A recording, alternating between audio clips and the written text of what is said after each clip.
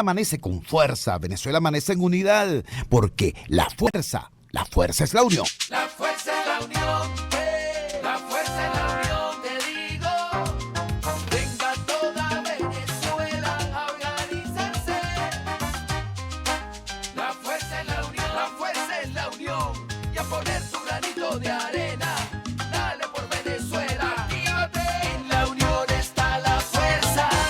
Por eso te digo que la fuerza es la unión. Muy buenos días, Venezuela. Todo este espacio. La Fuerza de la Unión, una tribuna abierta de la sociedad democrática venezolana para compartir con todos ustedes, más allá de cualquier distingo puntual, partidista o ideológico, la angustia, la preocupación, la justa indignación por lo que ocurre en nuestro país y también la certeza, la confianza, la esperanza de que trabajando juntos, de que remando unidos en la misma dirección, seremos capaces de construir la Venezuela de trabajo y de respeto, la Venezuela con alimentos y con medicinas, la Venezuela con democracia y con libertad, que todos necesitamos y que ciertamente todos merecemos. Tres notas luctuosas tenemos que compartir con ustedes en el inicio de la madrugada de este lunes 20 de enero. En primer lugar, una información que se produjo la semana pasada, pero que por la densidad, por así decirlo, por la intensidad de la agenda política y de la conflictividad social, no tuvo la difusión adecuada.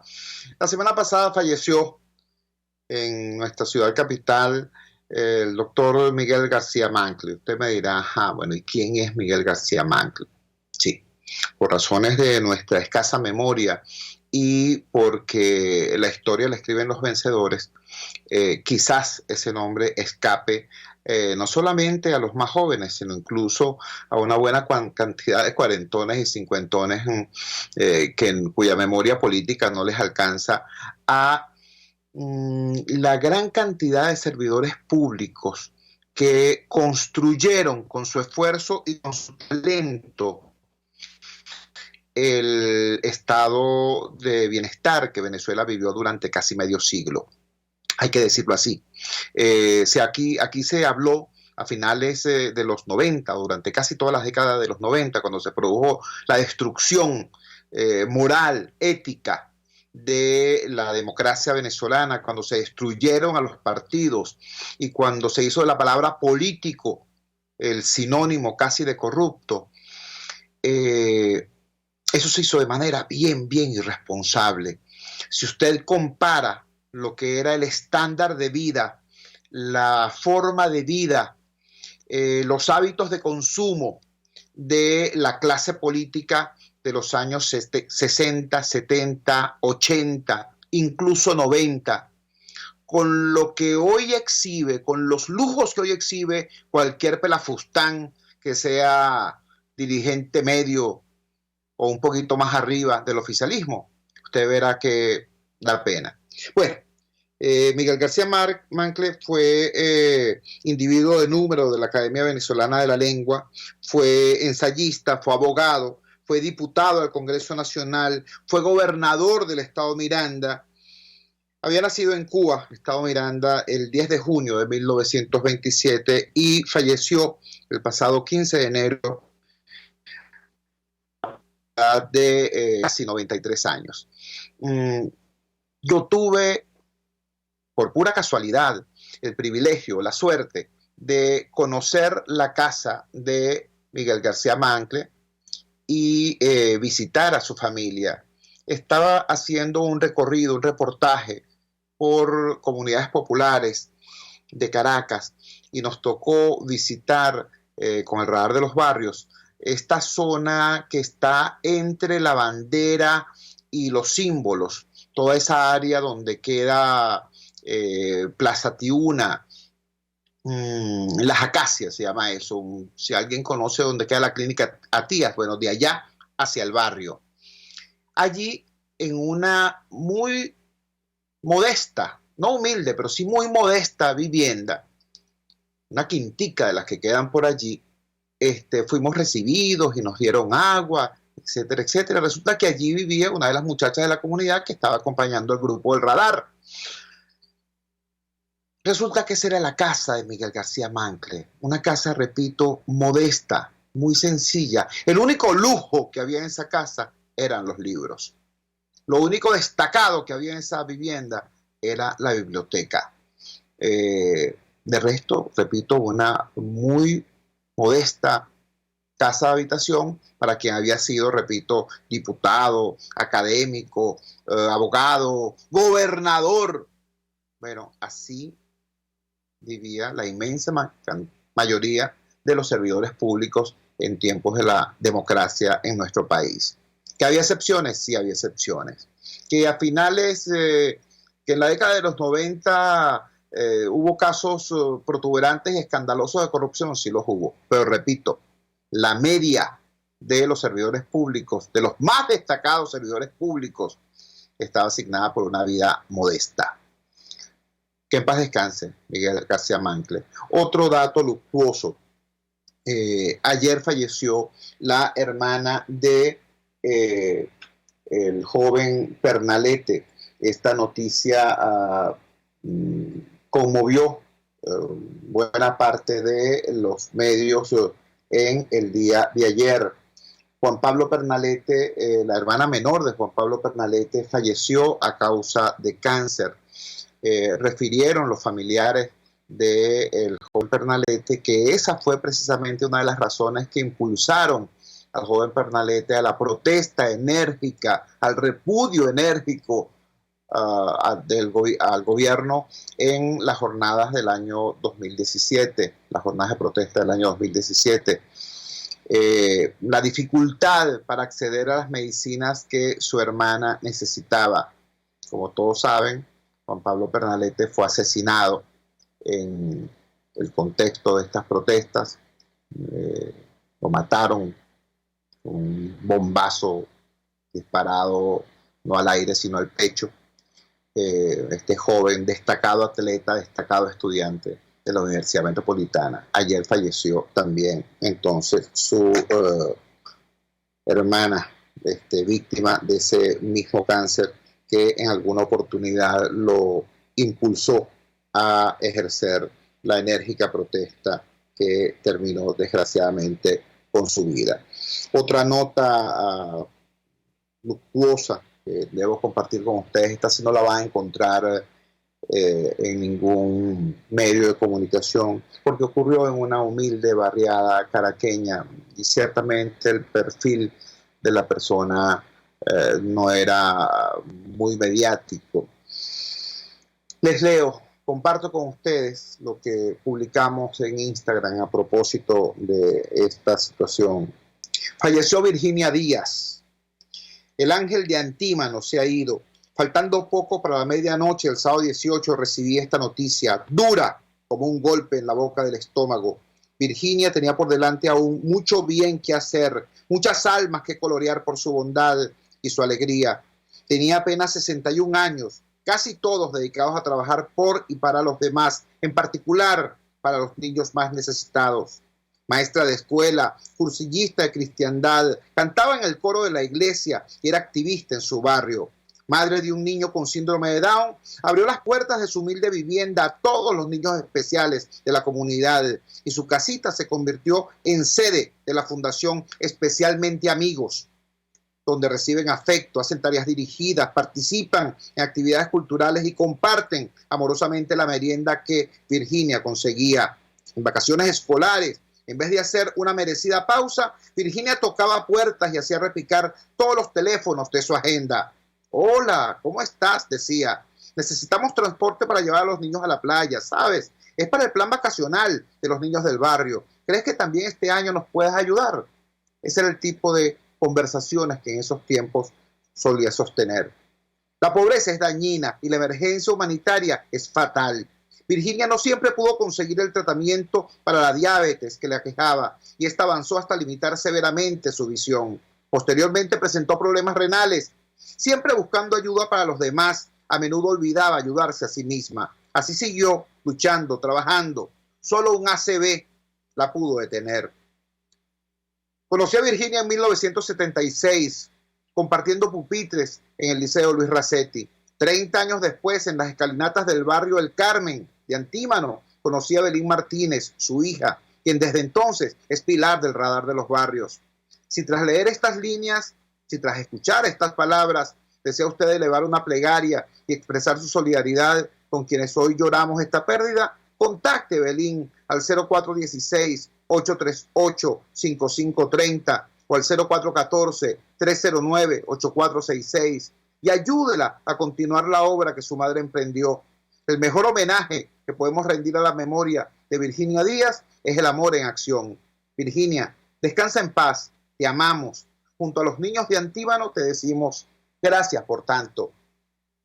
Ayer la funeraria El Pinar fue una manifestación hermosa y doliente de amor por Virginia Díaz. Centenares de personas plenaron los salones de la funeraria El Pinar en la Avenida Paz del Paraíso para darle el último adiós a esta maestra de escuela, a esta lideresa social, a esta madre de familia.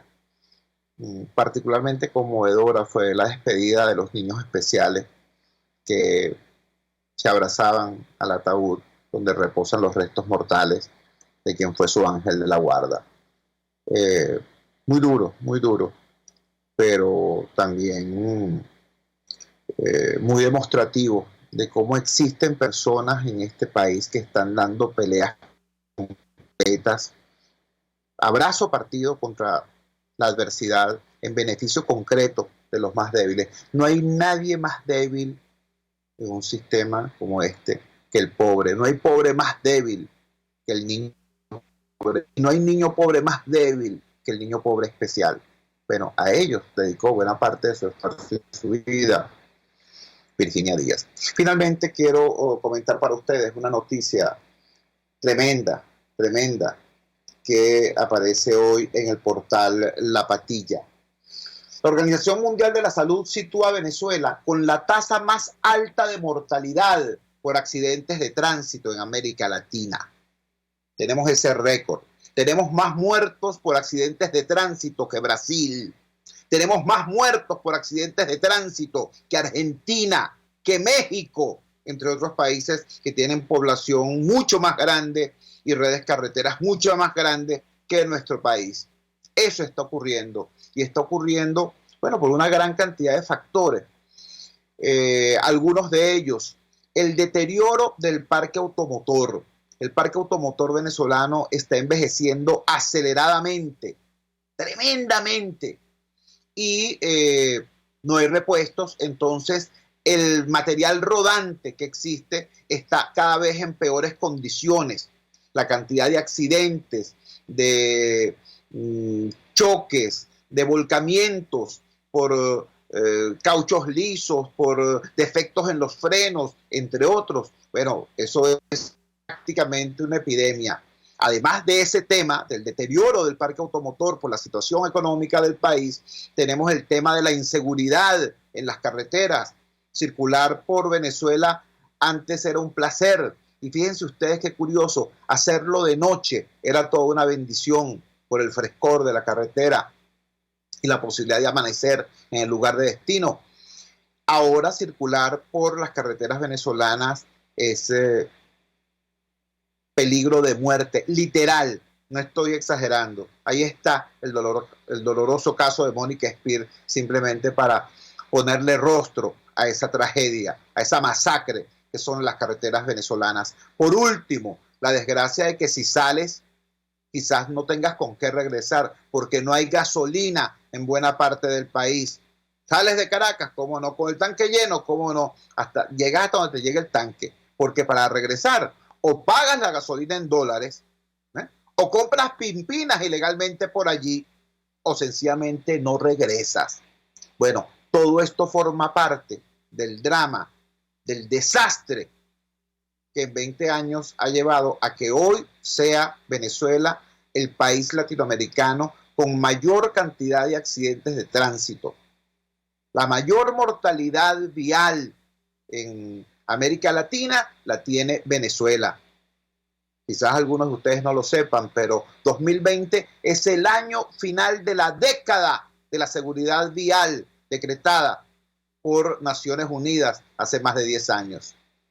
Y Venezuela recibe este año final de la década mundial por la seguridad vial con sus carreteras ensangrentadas. Y ese es un tema, por cierto, que lo trabaja muy poca gente.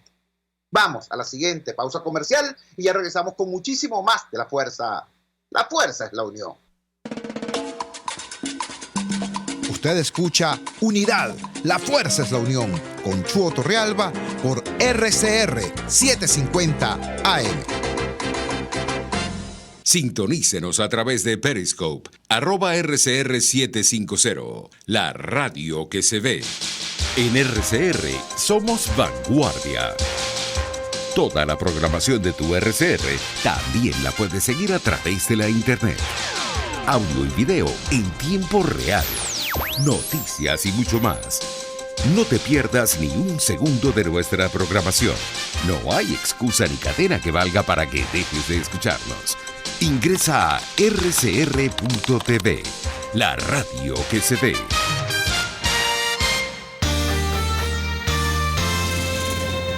Los temas de actualidad más relevantes son expuestos a la luz de La Linterna.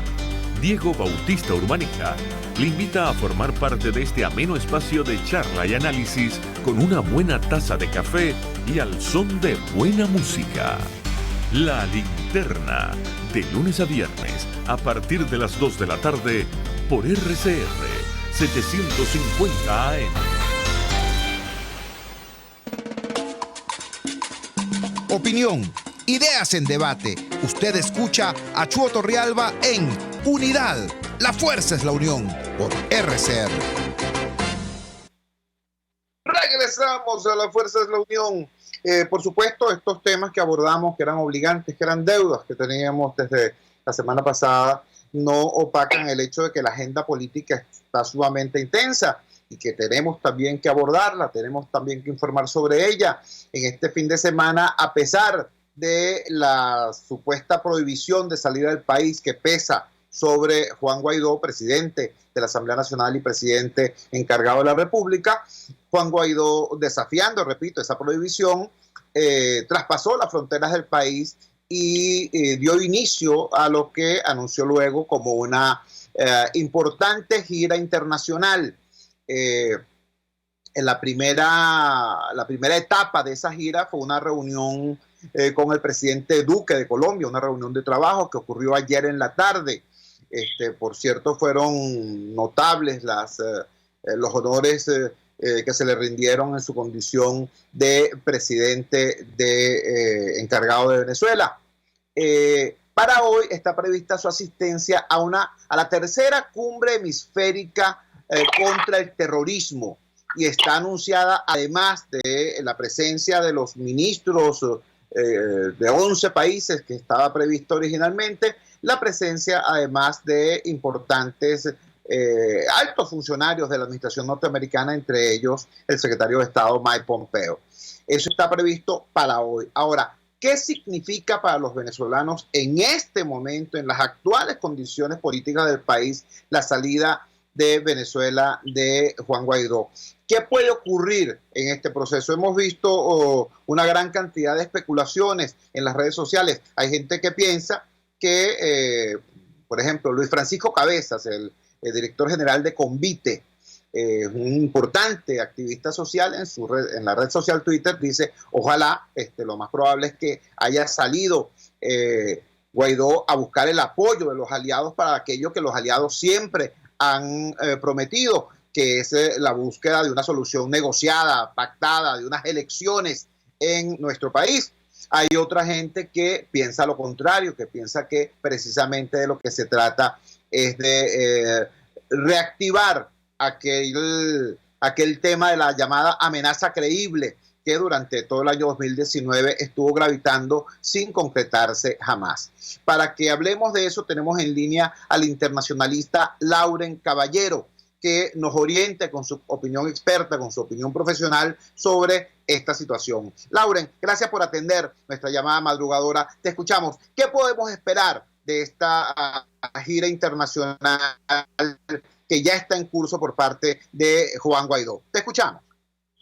Bueno, Chugo, primero, gracias por la invitación. Y sí, efectivamente, como tú has dicho, el presidente de la Asamblea Nacional, Juan Guaidó, se encuentra en Colombia y surgen algunas dudas al respecto de esta visita, ¿no? La primera de ellas es si efectivamente existe, como es público, notorio y comunicacional, una prohibición de salida del país de Juan Guaidó en este caso. Es bastante sospechoso que este ciudadano pueda salir y entrar del país aparentemente sin ningún tipo de problema, sin que ocurra ni siquiera un mínimo altercado en el aeropuerto, en este caso en el aeropuerto de Maiquetía o en algún otro sitio donde él haya, por el cual él haya decidido salir. Lo cual también pone en entredicho la capacidad que pudiera tener el gobierno de Maduro para controlar efectivamente lo que sería pues la soberanía nacional o la capacidad pues que tiene el gobierno de Maduro de garantizar el tráfico transfronterizo. Eso es bastante grave porque revelaría una vez más que efectivamente pues no hay manera alguna de que el madurismo pueda controlar con eficacia lo que sería el territorio nacional. Y eso es delicado porque podría estar colocando a Venezuela dentro de lo que algunos llaman estado fallido. Resulta que los estados fallidos son aquellos en los que principalmente el gobierno de turno no es capaz de tener control efectivo de su territorio. Eso es una de las principales características de un estado fallido. Hay otras, ¿no? Hay otra cantidad de cuestiones, como por ejemplo la existencia de grupos irregulares en el terreno que controlan parcialmente espacios geográficos de un determinado estado a los cuales el gobierno no tiene acceso. Por ejemplo, en el caso de México es interesante que hay grupos irregulares que hacen ese tipo de actividades, grupos ligados al narcotráfico que hacen ese tipo de actividades, y el gobierno mexicano pareciera no tener ningún tipo de control en esos lugares. Eso podría estar pasando en Venezuela si no se toman cartas en el asunto. Entonces, bueno, es delicado de verdad esta visita, sobre todo en el marco de una cumbre que tiene un nombre tan llamativo como una cumbre contra el terrorismo internacional, y en la que además va a estar Mike Pompeo, no solamente Pompeo, sino que son aproximadamente 18 países los que participan de esa cumbre, 18 gobiernos, que son gobiernos, bueno, efectivamente de la región, y que tienen como un propósito tomar algunas medidas eficaces para luchar contra este flagelo. Y por allí se mencionan entonces los nombres de algunas organizaciones que el gobierno de los Estados Unidos tiene dentro de una lista de terroristas, o sea, como los tiene como terroristas, como organizaciones terroristas, que es el caso de Hezbollah, a la organización a la cual se le asocia además con el gobierno de Nicolás Maduro. Entonces, bueno, habría que ver si efectivamente la cumbre gira en torno a que se lleve a cabo algún tipo o se implemente algún tipo de política para neutralizar el despliegue de estos elementos en la región, y que en realidad se trate de algo que sea comprobable, pues, porque no hay que dejar de lado que existen algunos intereses de por medio que hacen que se utilice de forma irresponsable a veces en el discurso señalamientos como que, por ejemplo, no sé, que hay determinado gobierno o determinado partido político X o actor político está ligado a factores del terrorismo internacional, cuando realmente no es así, sino que simplemente responde esto a algún tipo de interés por parte de algunos de los actores de la comunidad internacional. Te pongo un ejemplo brevísimo de eso que ocurrió el año pasado, y fue precisamente en el marco de la cumbre de las Naciones Unidas, cuando el presidente de Colombia presentó unas supuestas pruebas de que habían en Venezuela campamentos del grupo criminal, el ELN. Posteriormente se desmontó ese discurso del presidente Duque y se demostró que las supuestas pruebas que habría mostrado el presidente de Colombia en la ONU pues eran eran falsas, totalmente falsas, y por eso hubo una movida importante en el gobierno colombiano en la que incluso destituyeron al jefe de inteligencia del gobierno. Así que, si eso es así, ya, con cuestiones tan delicadas como esa, jugar al hecho de que hay elementos como Hezbollah u otros del terrorismo islámico, que no estamos hablando de cualquier cosa, algo delicado, pues no es conveniente de ninguna manera para Venezuela. En el caso particular del ciudadano común, este tipo de cuestiones no favorecen para nada a los venezolanos, sino que complican más el panorama y nos alejan, sobre todo en el caso de nosotros, pues los ciudadanos de a pie, nos alejan cada día más de la posibilidad de encontrar una solución política, de esa que tú hablaste al comienzo, de la solución negociada, de la solución que va por el camino de la ruta electoral, el camino político, pues nos aleja totalmente. Lauren. No, te escuchamos. Bueno, te decía que si eso es así, o sea, si cada día nos alejamos más debido a este tipo de escaladas que se dan, no solamente a nivel discursivo, sino si llegase a comprobarse pues que efectivamente existen algunos elementos que prueban irrefutablemente la presencia de elementos terroristas en territorio venezolano, que además son amparados por el gobierno de Nicolás Maduro y que tienen capacidad de despliegue regional y son una amenaza para la seguridad de la región, pues sí, sin duda alguna no habrá manera de que los venezolanos resuelvan su situación o sus problemas por la vía política, o digamos que será casi imposible que se resuelva por la vía política. Pero lo que se ve, o sea, lo que el ciudadano común puede palpar y ver y vivir a diario, no es que se encuentra en la cola del mercado con un yihadista ni nada por el estilo, se encuentra con otros ciudadanos que están pasando la misma situación que ellos y que muchas veces al frente tiene o un comerciante que especula, que digamos cobra desmesuradamente porque considera que ese es el precio que debe tener sus mercancías, porque si no, cuando va a poner el stock no puede, porque se devalúa la moneda y o si no se encuentra con un funcionario corrupto que es venezolano, que no es ni iraní, ni iraquí, ni pertenece al Estado Islámico, sino que es otro venezolano que es un funcionario corrupto, pues, y hace cuestiones oscuras con el pasaporte, oye, entonces es la realidad del venezolano. Y lo que el venezolano quiere es que haya una solución a esos problemas, que son los problemas que afectan a la gente de carne y hueso. No les interesa realmente al venezolano de a pie lo que haya pasado con Qasem Soleimani en Irán, ni mucho menos. Entonces, involucrar a estos elementos en el discurso político, en el caso particular de la oposición, parece que no ayudan absolutamente nada, y sobre todo no ayudan nada cuando no hay pruebas irrefutables de que efectivamente existen esos vínculos estrechos que ponen en peligro la seguridad mundial.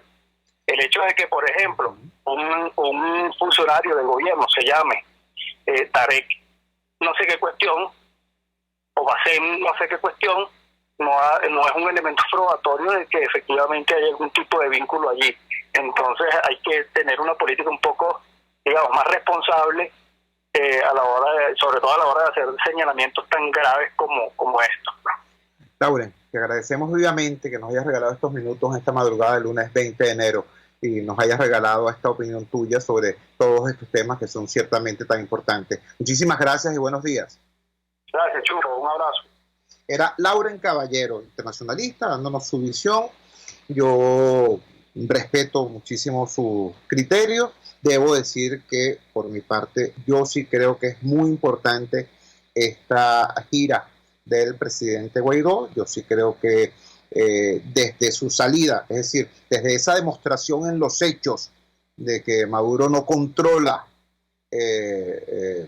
efectivamente ni siquiera las fronteras del país, desde eso, la reunión ayer con Duque, la reunión hoy con la cumbre antiterrorista hemisférica, la posibilidad de que esté presente el presidente Guaidó en la cumbre de Davos, en el Foro Económico Mundial de Davos. Es muy importante, sería muy importante esa posibilidad.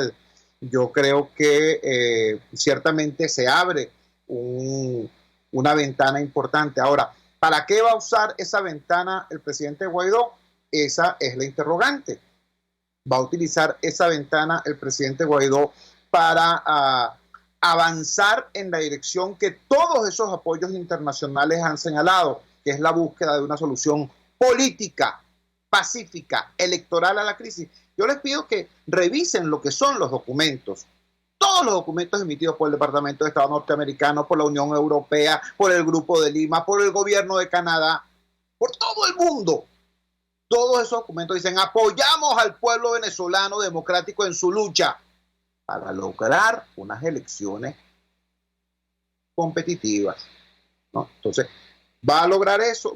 ¿Es eso lo que va a buscar y lo que va a impulsar el presidente Guaidó?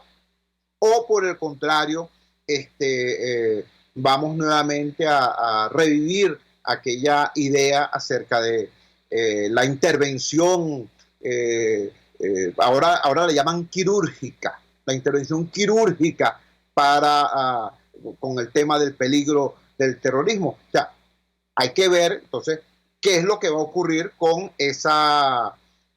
cuál es el fruto buscado, esperado de esta importante gira internacional del presidente Guaidó. Y sobre todo hay un tema sobre el cual hay que estar muy pendiente, que es el regreso del presidente Guaidó.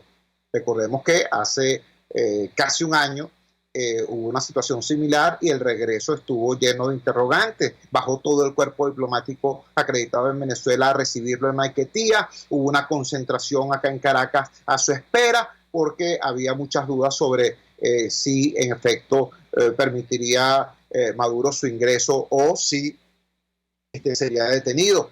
¿De qué manera va a regresar el presidente Guaidó? Va a regresar a la clandestinidad, va a regresar por la puerta grande desafiando la represión del régimen. ¿Se producirá en efecto ese regreso, como deseamos todos? Bueno, todo eso está en el aire en este momento como interrogante abierta. Pero, repito, yo saludo esta gira porque podrían venir, como el mismo presidente Guaidó ha anunciado, importantes noticias como resultado de esta actividad. Vamos a la siguiente pausa comercial y ya regresamos con muchísimo más de La Fuerza. La fuerza es la unión. Les estamos presentando Unidad, la fuerza es la unión, solo por RCR 750 AM. Puedes seguirnos en nuestras redes sociales. En Twitter, @RCR750, la radio que se ve. Los temas de actualidad más relevantes son expuestos a la luz de La Linterna. Diego Bautista Urmanica le invita a formar parte de este ameno espacio de charla y análisis con una buena taza de café y al son de buena música. La Linterna, de lunes a viernes, a partir de las 2 de la tarde, por RCR 750 AM. RCR 750 AM, porque lo bueno une.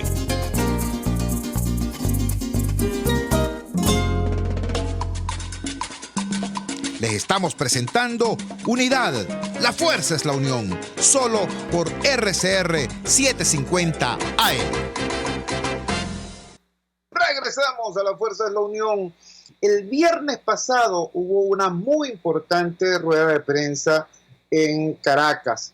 La organización que la convocó fue la ONG Ciudadanía en Acción. Su vocero fue el sociólogo Edison Arciniegas y el tema fue el tema alimentario. Yo quiero insistir en esto porque es que hay mucha gente en la clase política que llega un momento en que es tan encarnizada la lucha política que llega un momento que se les olvida, al parecer, que la política se da no en un laboratorio, sino en un país, y que en ese país habita gente, y que esa gente tiene hambre.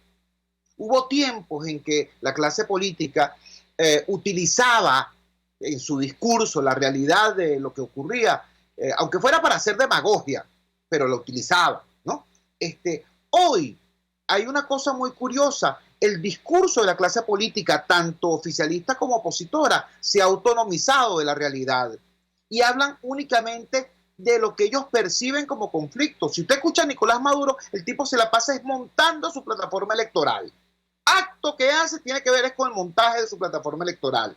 Y si usted escucha a los líderes de la oposición, se la pasan básicamente hablando del tema jurídico-político y dicen, no, porque la Asamblea Nacional y el Palacio Federal Legislativo y la mayoría y no sé qué cosa, y Parra es un desgraciado, X. Y el Tribunal Supremo de Justicia. Y chicos, casi nadie se da cuenta de una noticia extrema, casi nadie en la clase política se da cuenta de lo que sí afecta tremendamente al ciudadano, que es su realidad en la lucha por comer. Bueno, ese fue el tema precisamente que abordó Edison Arciniegas y la gente de Ciudadanía en Acción en esta rueda de prensa del pasado viernes, y que nos parece tan importante el tema que después del sopor del fin de semana quisiéramos replantearlo. Y tenemos en línea precisamente a Edison Arciniegas. Edison, gracias por atender nuestra llamada madrugadora. Leí por allí que de cada 3 kilos de alimentos que se requerían, 2 no estuvieron disponibles. ¿Cómo es eso? Te escuchamos.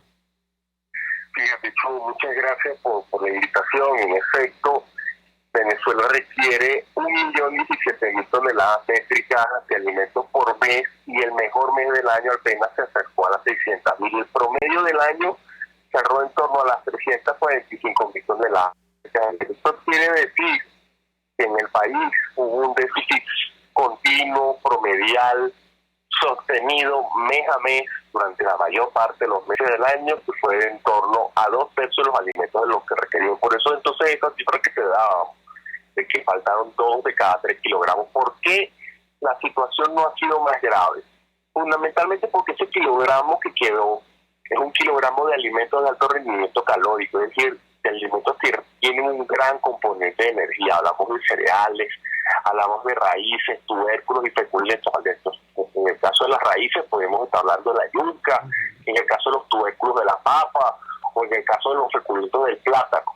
Hablamos entonces de una dieta nacional que se hizo mucho más precaria. Si cada cual hace un poco la revisión de qué ha pasado en nuestros hogares, nos daremos cuenta de cómo pasamos de tener una dieta con un alto contenido de fruta a ser una dieta precaria absoluta.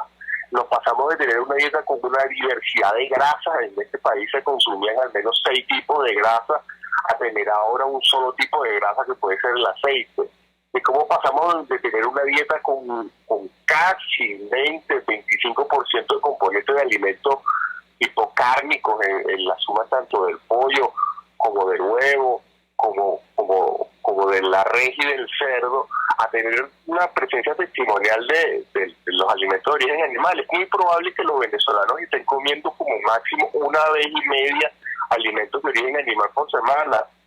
Esa dieta desdibujada es una dieta precaria a 2 niveles. Es una dieta precaria en primer lugar porque tiene menos peso, porque falta 2/3 de lo que se requeriría en términos de peso, y en segundo lugar es una dieta precaria a nivel de micronutrientes, a nivel de nutrientes en términos generales, porque estarían faltando, en el caso de las proteínas, algo así como el 80% de las proteínas, dependiendo del año, o entre el 80 y el 40% de las proteínas. Ha sido muy fluctuante, pero también estarían faltando el grueso de los micronutrientes, estaría faltando el grueso de las grasas, estaría faltando buena parte de lo que la gente necesita comer. Y eso nos debe llevar a la reflexión de por qué no se visibiliza un tema tan importante para los venezolanos como es el de los platos de comida. De por qué no somos capaces de construir consenso en torno a un derecho tan elemental como el derecho a la alimentación. De por qué se admite que se victimice a la gente, inclusive por qué la gente es capaz de admitir su propia victimización en el tema alimentario en lugar de tener exigencias mayores. Y hubo un tema, entiendo, abordado en esta rueda de prensa que siempre genera atención y polémica, que es esta política pública llamada CLAP. Bueno, debiera ser una política pública, pero no es manejado de tal manera. Básicamente hay un sector de la población que sabe del CLAP por el escándalo a propósito de la corrupción, y hay otro sector de la población mayoritario que sabe del CLAP porque no es que es un complemento de la dieta, sino porque es la única dieta posible. Háblanos de eso, por favor. Sí, fíjate, este año es el año del debilitamiento del CLAP. Es muy probable que hayamos arrancado, aunque el año pasado haya arrancado con unas 6 millones de cajas en el mes de enero, pero la verdad es que se cerró el año con en torno a un promedio de 3.900.000, de 4 millones de cajas por mes en el conjunto del país. Hablamos de un país en el que el CLAP pasó de tener una cobertura promedio en el año 2018 de en torno al 70% de los hogares y que cierra el año pasado en torno a una cobertura del 40%. Hablamos de un país donde ese programa perdió en términos netos casi la mitad de las cajas que distribuyó. Pero no solo perdió casi la mitad de las cajas que distribuyó, sino que el peso de lo que venía en las cajas también disminuyó. El peso promedio en el año 2018 de la caja estuvo casi cercano a los 16 kilogramos y el peso promedio de lo que venía en las cajas en el año 2019 estuvo cercano a los 10 kilogramos, es decir, se perdieron 6 kilogramos. Maduro en estos días hablaba de que él quería el total de productos que se habían establecido en el 2016 en la caja. El total de productos que se habían establecido en el 2016 en la caja pesaban 19 kilogramos. Si tomásemos eso como referencia, pues entonces el CLAP habría perdido 9 kilogramos. Pero el Estado no solo distribuyó eso, sino que el Estado también tiene unos 3 meses, 4 meses distribuyendo los llamados combos proteicos. Estos llamados combos proteicos tienen una cobertura mucho menor, pero suministran mucho más peso. De hecho, en el mes de diciembre suministraron casi 60.000 toneladas frente a las 35.000 toneladas que suministraba el CLAP, entendiendo a bolsa donde vienen productos procesados y el complementario CLAP o el combo proteico, un conjunto de productos frescos. Mientras este otro producto llegaba apenas al 25% de los hogares. Finalmente nosotros hicimos también un monitoreo durante el mes de diciembre de la distribución del pernil y llegamos a una conclusión asombrosa. Primero, que fueron capaces de llevar el pernil a casi el 79% de los hogares. Segundo, que no estaban distribuyendo pernil sino cortes de cerdo que promediaban casi 3 kilogramos de cerdo, ¿no? Y tercero, que en efecto tienen unas redes de distribución importantes, que en efecto los comités locales de abastecimiento y producción existen, pero que no siempre el Estado les está suministrando alimentos. Esto nos lleva a una conclusión sustancial, y es el Estado tiene la capacidad, pero a veces no tiene los alimentos o no tiene la voluntad de distribuir esos alimentos. Importante este último dato. Finalmente, Edison, yo sé que esto que te voy a preguntar ahora tiene más que ver con tu opinión valorativa que con el análisis de datos duros, pero me interesa mucho por el abordaje, por lo sistemático, el abordaje que tú has hecho del tema alimentario. Durante muchísimo tiempo, durante más de un siglo, en Venezuela hemos tenido quizás no vocación democrática, pero sí vocación igualitarista. Desde la guerra federal, pasando por los 40 años de democracia, en Venezuela ha habido esa vocación igualitarista. Yo creo que podemos afirmar hoy que nunca Venezuela había estado tan amargamente dividida desde el punto de vista socioeconómico como hoy. Hoy tú nos estás informando que incluso la gente, la cantidad de compatriotas que para quienes el CLAP no era el complemento de la dieta, sino la dieta misma, se ha reducido a la mitad la cantidad de cajas distribuidas y el peso de esas cajas se ha reducido también casi que a la mitad. Mientras eso ocurre, hay un sector muy pequeño de la población que está fascinado por la irrupción de los bodegones. ¿Hacia dónde nos conduce desde el punto de vista no solamente económico, sino desde el punto de vista psicosocial? En tu condición de sociólogo, quiero decir, ¿cómo aprecias tú ese hecho? La división brutal de la sociedad venezolana a partir de esta situación alimentaria.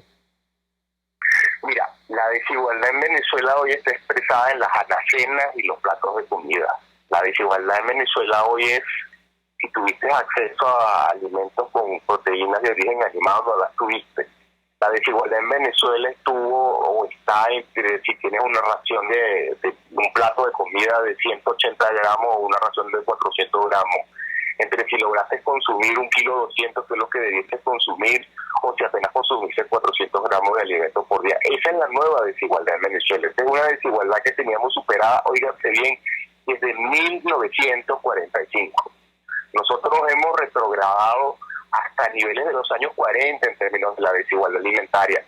nosotros teníamos otras desigualdades, la desigualdad de poder comprar un buen par de zapatos, la desigualdad de poder pagar una buena educación, la desigualdad de poder tener un vehículo, la desigualdad de tener una vivienda, pero la desigualdad nuestra es mucho más primaria, retrogradó a la base de la pirámide de necesidades. Pero no conforme con eso, también hay una desigualdad de aspiraciones. Sí. Hay una inmensa parte del país que su mayor aspiración es poder comer, poder tener energía, poder tener agua, mientras que hay otra parte del país que sigue teniendo aspiraciones de país desarrollado. Se rompió la social en Venezuela. Somos un país a varias velocidades, somos varios países en uno. El gran problema de Venezuela quizás ya ni siquiera sea un problema de desigualdad, es un problema de desintegración, porque como no tenemos aspiraciones comunes del país, entonces no podemos tampoco tener cosas comunes del país.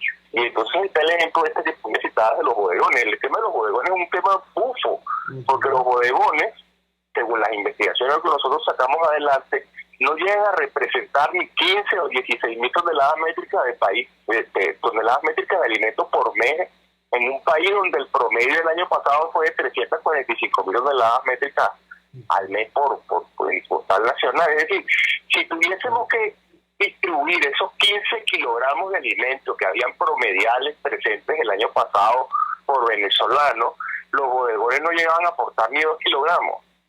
Entonces, es más el ruido que lo real, es más la distracción que lo real. Lo que sí se puede decir del año pasado es que tuvimos un grave problema de capacidad de las familias de comprar lo que había disponible.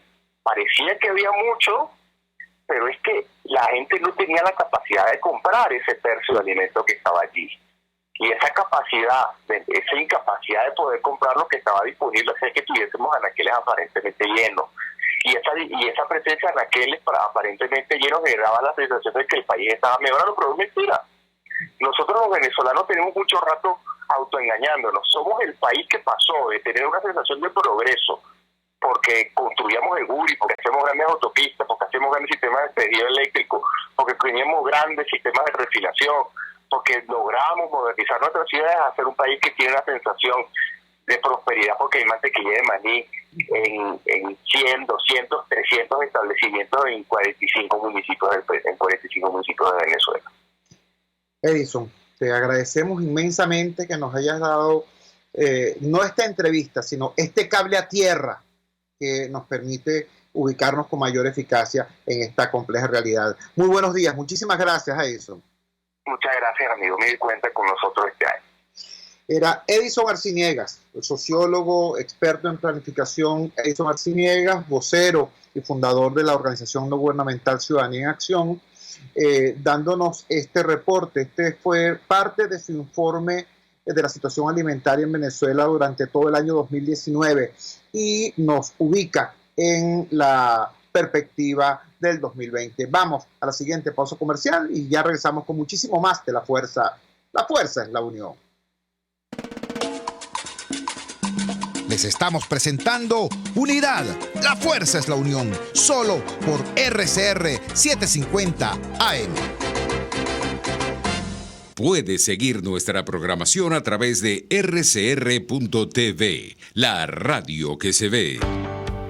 Cuando hablamos de Honda, hablamos de Distasi Motors, el concesionario Honda que pica adelante en precios, condiciones y servicio. Todo el personal de Distasi Motors, tanto técnico como de atención, está actualizado, capacitado y certificado permanentemente para atender correctamente tu vehículo. www.distasi-honda.com.ve.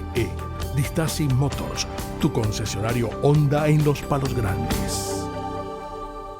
Celebra tu cumpleaños, fiesta aniversario o corporativa en Bono Restaurant, donde puedas disfrutar de un ambiente agradable y degustar los más variados platos y pasapalos de la gastronomía nacional e internacional. Bono Restaurant para gente especial como tú, en la 6ª Avenida de Altamira, entre 3ª y 5ª Transversal. Bono Restaurant para disfrutar y degustar. Antes de empezar el día, entérese de lo que acontece en el país junto a Pedro García Otero en Titulares de la Mañana. De lunes a viernes a las 6:30 de la mañana. Acompáñelo y empiece su día bien informado. Titulares de la Mañana con Pedro García Otero. Solo por RCR 750 AM. porque lo bueno une. Amanece con la fuerza de un país que quiere cambio. Chuo Torrealba está al aire en Unidad. La fuerza es la unión. 482-9750 y @Chuo Torrealba por RCR. Regresamos a La Fuerza es la Unión. 3 datos muy rápidos para estos 4 minutos que nos quedan de programa. El primero, ojo con lo siguiente. Bien bueno, repito, bien importante la gira internacional que ha iniciado el presidente Guaidó. Lo relevante de la gira y lo importante de las reuniones no nos puede hacer olvidar un hecho duro, un hecho cierto. La Constitución de la República Bolivariana de Venezuela establece que en el año 2020 debe haber elección de la Asamblea Nacional. Yo quisiera que fueran elecciones también presidenciales. Yo quisiera que las elecciones presidenciales fueran antes o en todo caso que estuvieran fijadas para hacerlas simultáneamente con las parlamentarias o poco después en un cronograma electoral establecido. Eso es lo que yo quisiera, pero lamentablemente no es lo que se haya conseguido hasta ahora, y lo que está en el cronograma, lo que está en la Constitución son las elecciones parlamentarias. ¿Qué hacer frente a eso? Bueno, esa es una decisión que no se ha tomado. En ninguna parte se ha hecho esa discusión pública, ese debate público. Ha habido opiniones muy respetables todas, pero no ha habido un debate de la sociedad democrática y de los partidos políticos democráticos sobre qué hacer frente a eso. Vamos a abstenernos. Ok, estupendo. ¿Cómo hacemos para que la abstención forme parte de un dispositivo, de una estrategia para la toma del poder? Porque hasta ahora la abstención para lo único que ha servido es para expresar el descontento de la base opositora con la dirección opositora. Y quien ha gozado un pullero con todo eso y quien ha obtenido grandes avances con todo eso ha sido el régimen. ¿Ok? Que no nos vamos a abstener, que vamos a participar. ¿Cómo hacemos para que esa participación sea no solamente de unas siglas o de unos dirigentes, como en el año 2017 o el 2018, sino que sea de todo el pueblo opositor? Porque cuando participa todo el pueblo opositor, no hay capacidad de fraude del gobierno para evitar el triunfo de la democracia, como se probó en el año 2015. Entonces, repito, yo no estoy diciendo que mi opción sea esta o sea la otra. Yo estoy diciendo, hay un compromiso pendiente y ese compromiso tiene que ser abordado de manera unitaria. Y para que sea abordado de manera unitaria, tiene que haber una discusión. Así que es muy importante lo que pueda ocurrir hoy en Bogotá, o en Davos, o en Washington, o en la Conchinchina. Pero aquí hay un debate que hacer y hay una decisión que tomar, y esa decisión tiene que ser unitaria. Porque si es tan importante la Asamblea Nacional, como lo ha demostrado esta situación que hoy estamos viviendo, porque a cuenta de qué está Juan Guaidó en Bogotá hoy, a cuenta de que sea un niño prodigio. No vale, está allí porque es presidente de la Asamblea Nacional, y en tanto que presidente de la Asamblea Nacional es presidente encargado de la República. Por eso es que está allí. Entonces, ¿qué vamos a hacer con eso? Lo vamos a regalar con el único poder público legítimo que hay en este país. Repito, ese debate tiene que hacerse y tiene que llegar a una conclusión unitaria. Ojalá que unánime, pero si no, al menos ampliamente unitaria. Repito, por importante que sea esta contingencia que hoy vivimos, no podemos olvidar ni perder de vista ese tema central de la agenda del año 2020. Trabajaba para ustedes en la dirección general de la emisora Jaime Nestares. Al frente de los controles estuvo César Arteaga. Habló para ustedes su amigo, comunicador popular, activista social, ciudadano en lucha por la democracia y por la libertad, Jesús Chuo Torrealba. Ahora más que nunca, fuerza Venezuela, porque la fuerza es la unión. RCR presentó Unidad. La fuerza es la unión. Con Chuo Torrealba. Solo por RCR 750 AM.